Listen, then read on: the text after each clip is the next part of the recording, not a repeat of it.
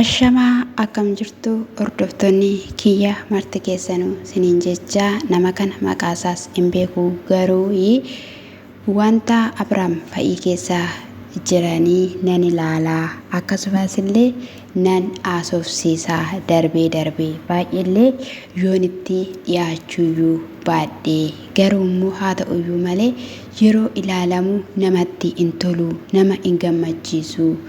Wanti hundumtiyyuu miidiyaa irratti ta'e amma yoomittis immoo akkanattiidhaanii tura. Kanaafiyyuu guyyaa har'aa kana Abrahaamidhaanii bilbilee yookiin immoo waamee jira, arguu barbaadee jira. Qaamaanii haasofsiisuun maaliifan hin dandeenye jedhee kan yeroo baay'ee yaadaa ture. Har'a naaf ta'e haasofsiisuufan jira jedhee jira jechuudha. Osuma inni haasawaa jiru duubarraan egaa Abrahaam itti dhufee maalii atoo maqaa koo kaasaa jirtaa naamachaa jirtaa jennaanii eeyyee anoo waa'ee keen haasawaa jiraa jedheen jechuudha. Sanaa booda Abrahaam wanti kun akkamidhaa? Jireenyi kun waa'een kee fi waa'ee Ruutaa namni hundumtuyyuu waa'eedhuma keessan haasawaa jennaaniin homaa gochuun hin danda'amu. Wantin ani godhin hin jiru. Kanaafiyyuu amma ani dhiisee jira. Nagaas argadhee jira. Kanaafiyyuu ani maal godhu jennaan akkamittiidhaan Ruutaa malee haadha manaa kee malee gaa'elli kun akkamittiidhaanii akka yeroo nuti yeroo daa'imummaa keenyaa waan argine walitti qabne mana ijaarree akkasumas immoo yeroo nu waaman bittimsinee deemnu miti gaa'elli dhaabbataadha. Gaa'elli kabajadha. Idda itti seenanii calli jedhanii keessaa ba'uun hin danda'amu. Gaafa inni jedhuuni maal godhure hani jedhe jechuudha. Maaliif hin haasofsiifne? Maaliif waan hundumayyuu inni gaafa inni tasgabbeessite? Ishiin dubartiidha waan taateefi akkasumas immoo garaatti baatti waan ta'eefi wanta baay'eetu ishii barbaachisaa yeroo kana jennaan ani fixadhee jira. Waan hin qabu hundumayyuu yaadan qabu dhiisee jira hani yaaleera nan dadhabee wantin ani hin jedhamin tokkollee wanta hafe hin jiru. Dhala qaba jedhameera, inni kan biraa haasofsiisa jedhameera. Kanaafiyyuu maal godhu baay'een danda'e amma ishiidhaaf dhiiseera. Bakka akka barbaade haa ta'u wanti hundumtisaayyuu ana bichaarratti miti. Kan eegalee kan jalqabe kaleessayyuu kan turedha. Kan koommoo wanta miidiyaarra ta'eef malee jedhee jira jechuudha. Inni egaa kana irratti ifamuu hin qabamu. Kun ifamuu hin qabamu tasumayyuuti callifamuun hin danda'amu jedhe jechuudha. Kanarraatiin kan ka'e egaa ani tokko lama jedhee waan baay'ee hojjedheera. Atin argine ta'uu mala maleedha. Viidiyoo koo keessa yoo seentetta ta'e chaanaalii koo keessa seentetta yoo ta'e waan hin gochaa ture hunduma isaayyuu in argatta jedheen jechuudha. Haa ta'uyyuu malee akkuma anaan haasofsiiftetti dhaqiitii ishii haasofsiisi. Kuni ishii haasofsiisuu qabda turte jedheen jechuudha. Jalqaba irratti situ ilma dheeraadha.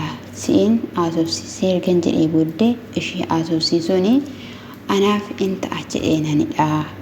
Kanaafiyyuu homaa miti. Wanti hundumtiyyuu in darba jettee akkasumas illee dhiisii yoo jetteen maal qaba jennaani ishiin dhiisuu hin barbaaddu. Yeroo hundumayyuu gaaffiidhaan jiraatti.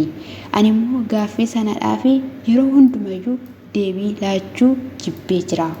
Humna kooti ol ta'ee jira. Nan dadhabe dhiibeeni.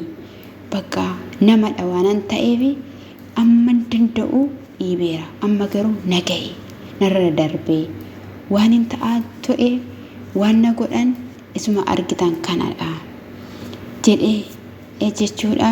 Egaa haa ta'uyyuu malee ani maal godhu kinoo yeroo hundumayyuu yeroo inni darbee telegiraamii irratti haasofsiisullee gaafa barbaadde yeroo barbaadde yoo dhufteyyuu manni kun kan keetidha seenuu dandeessa jedhaan ani gaafa kamiyyuu yoo dhufteetti ta'e ani ishii simachuudhaaf keessi koo hawwii qaba.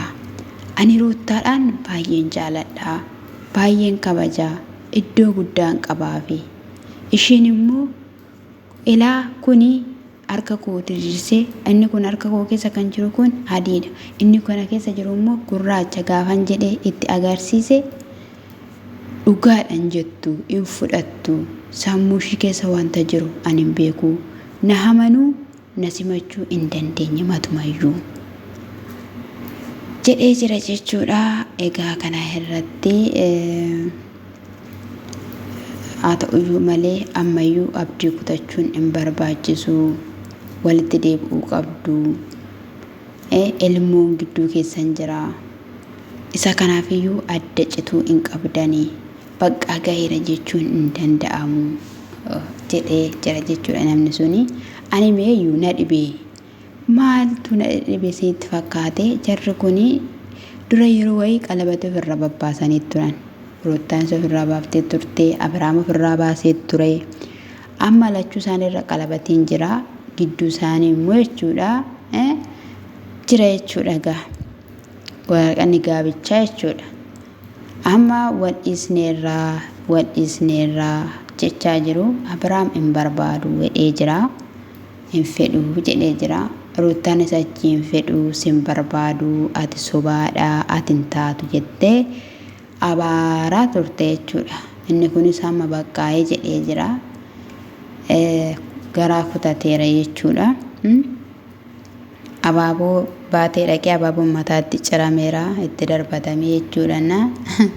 Keekii yeroo meeqa bitamee qophaa'eera osoo hin nyaatin keekii duwwaa osoo hin taane abaaboon firfirfamu jira wanti bibbitamu jira tun hundumtuu achumatti fashalaa'eera. Hin gameef jechuudha mucaalaa kanarraan kan ka'e gaa'ee abdii kutatee jira jechuudha.